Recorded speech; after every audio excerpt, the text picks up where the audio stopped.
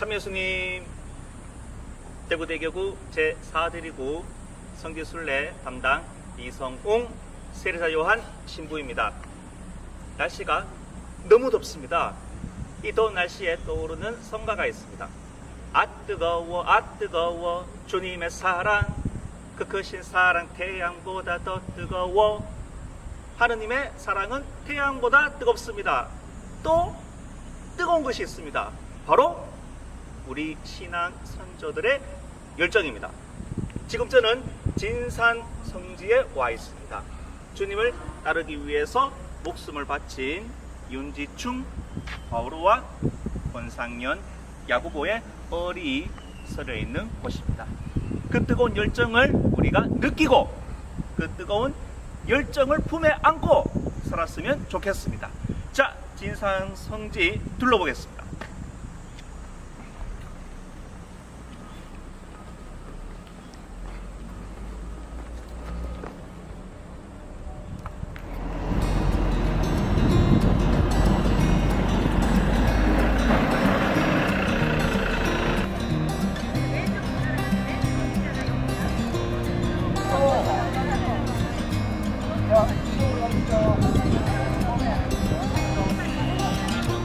수고하십니다. 손을 흔들어줘야지.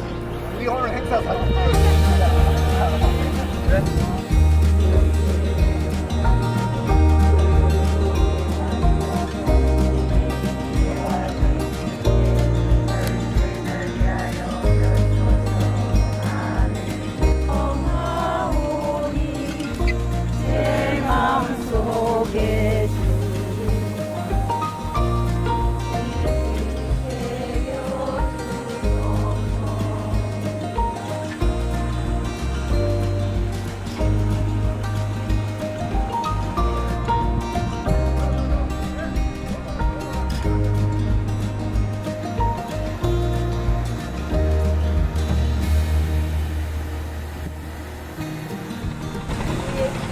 저희를 위하여 이번 시간을 겪으신 우리의 사랑을 감사하며 성부님과 함께 십자가의 길을 걷고자 그래서 다른 성도를 받으시기를 바랍니다.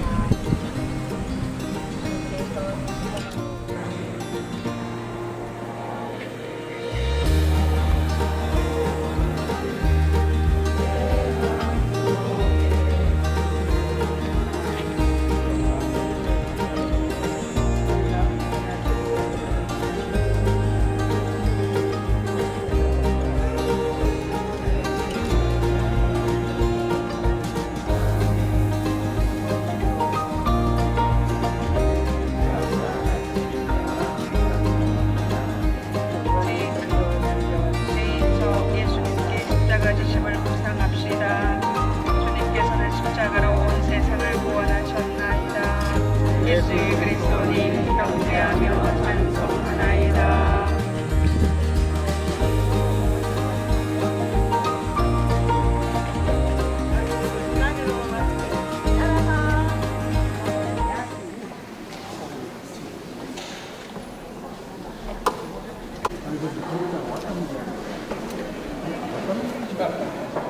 네, 여러분들이 미사를 이렇게 신청하셨는데 이거 부를까요? 저도 한번 해보시오.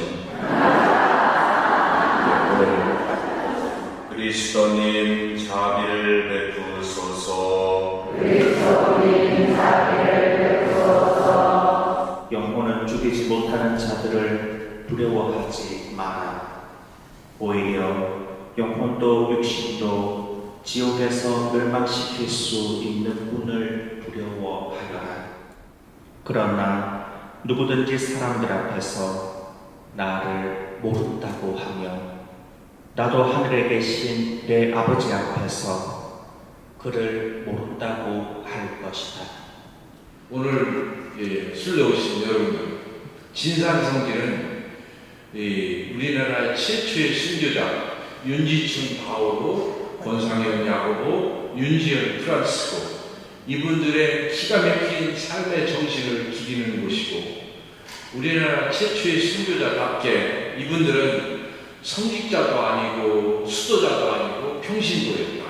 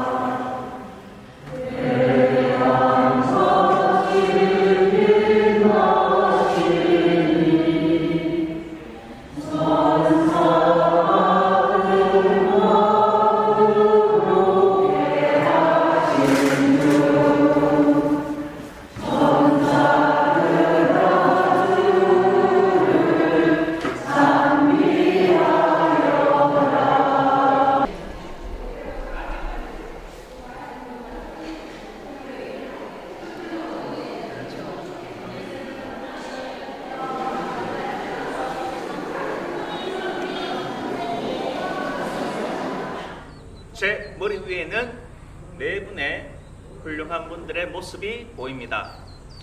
가장 오른쪽에는 권상현 야구보, 윤지충 복자의 고종 사촌입니다. 그 옆에는 윤지헌 프란치스코, 윤지충의 동생입니다. 그리고 윤지충 복자의 어머니가 계시죠? 마지막으로 윤지충 바오로 복자가 계십니다. 윤지충 바오로는 어머니의 말씀에 따라서 천주교 의식을 지키기로 했습니다. 그래서 조상 제사를 거부합니다.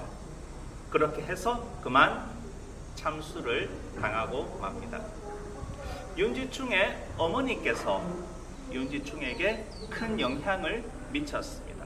그래서 훌륭한 복자가 탄생한 겁니다. 저도 어릴 때 어머니로부터 이런 질문을 받았습니다. 얘야, 하느님을 택할래? 나를 택할래? 이건 저에게 어마무시한 질문이었어요. 아빠가 좋아, 엄마가 좋아. 이 질문보다 더 무서운 질문입니다. 저는 말씀드렸습니다. 저는 엄마를 택하겠습니다. 그때 어머니께서 말씀하셨습니다. 안 된다. 얘야, 목에 칼이 들어와도 너는 하느님을 선택해야 한다. 그때는 몰랐지만 지금 깨달았습니다. 하느님이 제게 있어서 가장 우선시 되어야 한다는 것을 깨달았습니다. 오늘 진상성지 둘러보시면서 하느님을 최고로, 하느님을 가장 소중하게 모신 윤지충 바오로와 또 윤지충의 가족에 대해서 묵상했으면 좋겠습니다.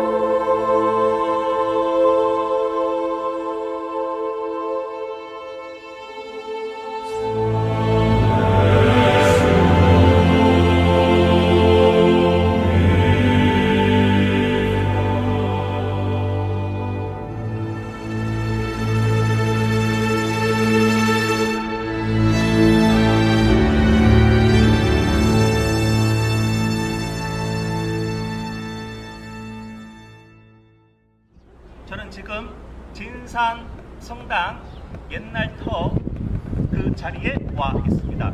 지금 기념 성당으로 잘 보존되어 있습니다. 아주 아담하고 아름다운 옛날 성당입니다. 저쪽으로 보시면은 진산 역사 문화관이 있습니다. 들어가시면 우리 신앙의 역사, 진산 사건 그 흔적을 볼 수가 있고 또 진산 지역에 대해서도 여러분들이 공부를 할 수가 있습니다. 네, 오늘 진산 성지 살펴보았습니다. 다음에는 홍주로 가겠습니다. 대전교구 홍주, 충청도의 첫 번째 순교터입니다. 그리고 우리나라에서 두 번째로 많은 순교자가 배출된 장소 홍주, 여러분들 기대해 주십시오. 그러면 다음에 또 뵙겠습니다. 바이바이 바이바이.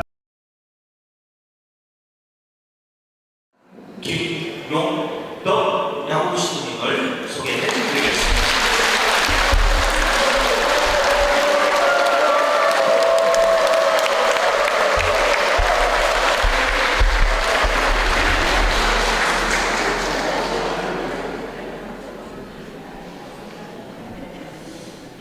아이고, 이거 밥들 잘 잡수셨죠?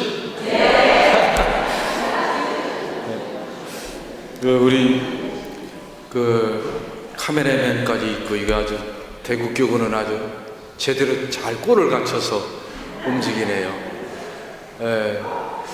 예, 지금 한참 막 졸리실 시간인데 괜찮아요. 졸으셔도 전혀 문제 없습니다. 여러분들 그 우선 신부님께서 여러분들이 이동을 해서 그 저쪽에 이제 역사문화가로고 그다음에 이제 그 문화재 성당을 가실 건데 거기에 대한 설명을 조금 좀 해달라고 저한테 그러더라고요. 가서 뭐 이게 어떻게 되는가 이렇게 또 가서 그냥 멀쩡하게 쳐다만 볼 수 있는 상황이 되니까. 그래서 이제 일단 문화재 성당은 조그마한 성당인데요. 1927년 그 불란서 신부님께서 그 성당을 이제 신축을 하셨어요. 근데 저희 교구 산이 한 30만 평 돼요. 근데 이분이 어떤 분이냐면 1866년 병인박해 시절에 공주 황새바위에서 많은 분들이 진짜로 순교를 많이 했어요. 거기가 이제 아까 이제 충청도는 여러분들 보면 지역 이름이 보면 전주, 공주, 아까 신부님 얘기했는데 다음 9월달에 홍주 성당 간다고 그랬잖아요, 그죠? 홍주, 그다음에 진주, 그다음에 충주, 청주 막 이렇게 주자가 많잖아. 옛날에는 이 주자가 많아서요, 우리나라 지역 이름이. 근데 일본 사람들이 와서 우리나라 산하고 뭐가 많아? 천이 많잖아. 산이 있으니까 당연히 천이 있잖아. 그냥 큰 도시만 빼고 전부 다 몇 산자에다 천을 붙인 거예요. 그러니까 이제 여기는 그래서 무슨 구냐? 금산이잖아. 이게 산자를 붙인 거예요. 금산, 진산 이렇게 서산, 홍산 이런 식으로 다. 그러니까 이제 봐, 천자도 저쪽 서해안 쪽에 서천, 광천, 대천 이렇게 이런 식으로. 그러니까 큰 도시만 빼고 나머지는 큰 도시는 주자를 붙였어요. 그대로 놔둔 거예요. 그러니까 그 조선시대 때 여기가 이제 주자, 전주자. 그게 여기에 관찰사가 있었고, 충청도 땅에는 공주 황새바위가 있잖아. 공주가 이제 관찰사가 있었어요. 근데 그때 우리 천주교 신자들 막 목 이렇게 잘라서 막 피가 그 하천으로 막 피가 이렇게 흘렀다고 그래요. 여기 이분들이 자기 선조들이 막 목 잘린 것을 이렇게 앞치마로 이렇게 받았대요. 그래서 그 시신을 끌고 이제 여기로 넘어오셔서 이제 사람들 눈을 피해갖고 이제 묻어놨을 거 아니야? 그분 중에 경주이 씨 그 가문이 이 동네를 이사를 와. 여기는 너무 가난한 동네였어. 근데 이분들이 워낙 양반이었다가 여유로우니까 이 땅들을 이렇게 매입을 하고 그 사람들한테 베푸는 거예요. 이렇게 베푸는 거예요. 베푸니까 이제 그때 먹고 살기 힘든 처지라 사람들이 이제 많이 이제 일일이 모이고 여기가 이제 스님 가사같이 생겼다고 그래서 이 동네 이름이 지금도 가사발이라고 합니다. 네. 근데 이 가사발 동네에서 도저히 이제 사람들이 많이 생기니까 이 공소가 운영이 너무 신자들이 많아지니까 안 되어져서 이분들이 자기 사비를 돈을 다 내놔서 지금 저 문화재 성당에 땅을 사서 거기에 자기 돈으로 산에 가서 전부 다 나무를 해다가 그 신자들이 그 집을 신부님이 주도하에 그 집을 지은 거예요. 그게 1927년 11월 4일 날 대국교구 드망주 주교님께서 그때 당시에는 말 타고 오셨잖아. 오셔서 11월 4일 날 1927년 11월 4일 날 저 드망주 대국교구 주교님께서 저 성당을 축성을 하고 이제 여기 끝난 다음에 그때 당시 여기는 다 대국교구가 나눴으니까 이제 전라도 수청이라고 있어요. 수청 성당에 오후에 가셔서 그 성당도 축성을 했습니다. 그래서 제가 이제 1900 지금 2024년이잖아요. 2017년에 제가 저 성당을 문화재로 등록을 시켰어요. 그래서 이제 올 초에 문화재청에서 저걸 원형을 복원을 했어요. 그게 이제 1927년이 지금 24년이니까 3년 후면 저 성당이 몇 년 되는 거예요? 100년이 되는 겁니다. 100주년이. 그래서 이분들이 얼마나 그래서 이분들 이 회장들의 묘가 이 산에 있어요, 다. 그래서 이 산 전체를 자기 자식들에게 주지 않고 이걸 교구에 다 줍니다. 이유는 이 땅을 너희들한테 주면 어떻게 하기 때문에 팔아먹을 거니까. 근데 대신 나를 여기에다 묻어라. 옛날 교우들은요, 옛날 신자분들은 자기가 묻는 자리를 기왕이면 순교자들, 그 옛날을 뭐라고 그래서 요즘에는 순교자들이라고, 옛날에는 치명자들이라고 했잖아요. 치명자들이 모셔져 있는 무덤 가까이에 본인이 묻히기를 원했어요. 그래서 치명자들이 여기에 모셔져 있으니까 나를 여기다 묻어주는데 만일에 니들한테 이걸 주면은 니들이 팔아먹을 거니까 이걸 교구에 헌납한다. 그래서 그분들 묘가 요 산자락 능선에 그 회장님들 묘가 여기 쭉 있어요. 그래서 성당 축성식을 하고 이분들이 돌아가셨는데 얼마나 좋은 일을 많이 하셨는지 저 지금 여러분들이 갈 성당하고 이 양반이 묻혀져 있는 이 자리하고 똑같이 쌍무지개가 딱 같이 떠버립니다. 저 성당하고 여기요. 그래서 이 동네 사람들 모두가 그렇게 좋은 일을 하시더니 어디로 갔다고? 천당에 갔다고. 그렇게 나는 몰라. 1800년대 사람들이니까 그 비석에 그렇게 써 있어. 그 사람들 여기 회장님들 비석에 보면 그렇게 쌍무지개가 떠 있었다고. 그래서 동네 사람들이 그렇게 증언했다라는 걸 거기 비석에다 그 양반의 그 일대기를 그래 쭉 써놓으셨더라고. 그래서 이제 이렇게 되어지고, 근데 이제 성당은 다 정했는데 이제 여기 신자분들이 누구를 모셔야 돼? 신부님들 모셔야 되잖아. 신부님을 모셔야 되는데, 그래서 이제 대국교구에 찾아갔어. 대국교구청에 찾아가서 신부님을 주교님한테, 드망주 주교님한테 신부님을 좀 보내주셨으면 좋겠다. 그러니까 드망주 주교님이 뭐라고 그랬냐면, 그럼 니들이 신부님을 먹여 살릴 수 있냐? 뭘 가지고 있냐? 그래서 이제 이 땅을 보여준 거예요. 이 땅, 이 산. 이거 갖고는 안 된다. 그래서 옆에 조금 더 샀어. 왜냐면 팔아먹었다 다시 또 사고 이랬다고. 그래서 그걸 갖다 보여주니까 목포에 계셨던 보좌 신부님을 여기 초대 본당 신부로 여기로 이렇게 발령을 내셨습니다. 근데 이분들이 그래서 이제 여기에 모시게 되었고, 그분들이 자기 사비를 덜어서 저 성당을 지게 됐고, 지금은 이제 문화자의 성당으로 그렇게 되어져 있습니다. 그래서 일제 강점기에 저런 성당들이 우리나라에 그렇게 많지가 않아서 지금 영화를 3번 찍었어요, 저 성당에서. 그러니까 저런 그렇게 옛날 그 신자분들이나 교회 다니는 사람들은 뭐라 그래요? 이게 우리 성당이라고 걔네들은 뭐라 그래? 예배당이라고 그러잖아. 그러니까 그 예배당 다니는 그 교회 신자들도 너무 좋아요, 성당 모습이. 그래서 이제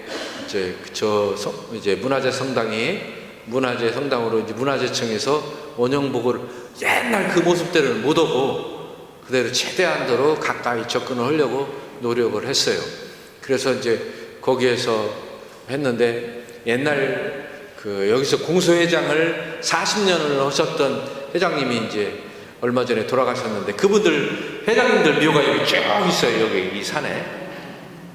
근데 이제 그분들은 공소예절을 할 때 신부님이 계실 때도 있었고 안 계실 때도 있었는데, 그 엄동설 안에 그분들 흐트러지지 않고 거기에서 이렇게 그 기도하고 이렇게 했던 모습을 보면, 우리들 여기 계신 여러분들 아마도 그렇게 하라 그러면 여러분들 아마 다 도망갈 거예요. 옛날 신부님들, 프랑스 신부님들 고백성사를 주고 보석을 얼마나 세게 준지 아세요? 이 성당에서 어떤 사람이 결혼식을 하려고 딱 준비를 해놨는데, 옛날에는 찰고를 했잖아요. 아시죠? 들어보셨죠? 찰고를 하는데 당사자들한테 물었고 부모님한테 물었는데 이 찰고에 대답을 못한 거예요. 그래서 결혼식 날짜도 다 잡고 잔치 준비도 다 했는데 혼인을 안 했어요. 못 했어요. 그걸 몇 번? 세 번을 하다가 결국 혼인식을 했어요. 그런데도 그 사람들은 절대로 그거 갖고 투정 부리지 않았어요. 그리고 또 보석을 줄 때, 고백성사 보석을 줄 때 신부들이 어떻게 줬느냐면, 너는 성당 들어올 수 있는 자격이 없으니까 미사 참석을 하는데 성당 바깥에서 미사 참석을 해라. 그래서 성당 바깥에서 비 쫄딱 맞고 미사 참석을 해야 돼요. 근데 이제 이건 제가 직접 이런 얘기들을 다 들은 건데요, 보석을 줄 때 제일 고역이었던 건, 이제 동생하고 막 쌈박질하고 막 그래갖고 이제 굉장히 저기를 했대. 근데 보석을 받았는데, 너는 일주일 동안 맨밥만 먹어라. 맨밥. 반찬도 먹지 말고 맨밥만. 그게 보석이에요. 그게 여러분 생각해봐. 맨밥만 일주일 동안 먹으려고 해봐. 옛날 그 신부님들이 보석 줄 때는 아마 이렇게 줬다가 하면 여러분들 다 튀어나갈 거예요. 그렇게 이분들이 참 명맥을 유지하면서, 대부분 보면 교촌이나 이런 분들이 이렇게 박해를 받았던 곳에 가보면, 저는 성지에서만 지금 27년째 살거든요. 근데 신부 생활은 이제 34년 차인데 성지에서만 27년을 살았어요. 그러니까 이렇게 이제 이분들 삶을 보면서, 지금 여러분 성지순례를 다니잖아요. 저도 맨날 주둥아리만 이렇게 막 나불거려서, 저도 이제 청양 다락굴에서 제가 17년 살았어요. 거기 성당은 제가 된 거거든요. 그리고 이제 여기 와서 제가 10년째 사는데요, 이제 청양을 떠날 때 최양업 신부 발자취를 따라서 한번 제가 직접, 그분이 우리나라 전체를 돌아다녔잖아, 사목으로. 최양업 신부 발자취가 여기에요. 여기도 한 곳이 있어요. 진밭들이라고. 그래서 이제 9월, 10월 중에 여러분들 잘 아는 그 유명한 황창현 신부님, 뭐 그 배은하 신부님, 그래서 버스 10대가 온대요, 여기로. 그래서 여기 예약해놨어요. 예. 근데 그 최양업 신부님이 다니셨던 길을 배낭 하나를 메고 이제 제가 우리나라 전체를 돌아다녔어요, 걸어서. 근데 어떤 때는 40km를 넘게 걸어야 돼요, 하루에. 예. 근데 그분이 다녔던 길은 대부분 보면 산길이에요. 왜냐하면 불란서 신부들이 가지 못했던 길만 최양업 신부님이 돌아다녀서 그런 길을 사목지를 맡았기 때문에, 여러분도 아시잖아요. 여기 대국교구에 저기 제일 밑에는 중림골이에요. 중림골 알지? 거기 부산교구 거야. 그 중림골을 보고 멀리는 저 강원도 금성까지. 예, 이런 모습으로 저는 이제 배낭 하나를 메고 가는데 산길만 돌아다니니까 하루에 밥 한 끼야. 그래서 청양 다락골에서 태어나서 무덤이 묻혀져 있는 배론까지 가는데 한 달 걸렸어요, 제가 걸어 다니는데. 예, 어떤 데는 동네를 들어가면 막 이장이 마이크로 방송해, 이상한 사람이 나왔으니까 조심하라고. 그게 저예요. 그러니까 아침 5시에 일어나서 미사를 하고 혼자 이제 배낭을 메고 이제 걷기 시작하는 거죠, 최양업 신부님 발자취를 따라서.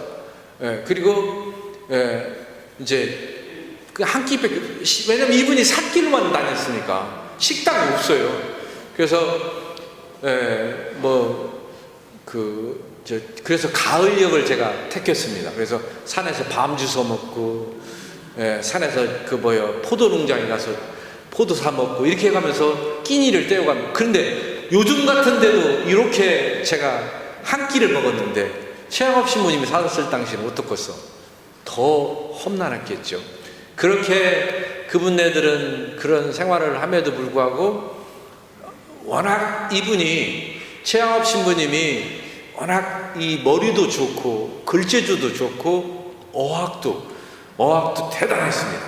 그래서 다빌루 주교님께서 여기에서 우리나라의 순교자들에 대한 자료를 누구한테 불란서 말로 써서 올리느냐면 중국에 있는 최양업 신부님한테 줍니다. 몇 명을? 88명을. 근데 이 최양업 신부님은 사전도 없이 불란서 말을 라틴 말로 그걸 다 번역을 해요. 교황청에 문서를 올리려면 라틴 말로 올려야 되거든요. 불란서 말을 라틴 말로 사전도 없이 그걸 다 88명을 자료를 자기가 다 번역을 해서 자기 스승 신부님한테 감수를 받는데 너무너무 완벽해서 그걸 교황청으로 올리거든요.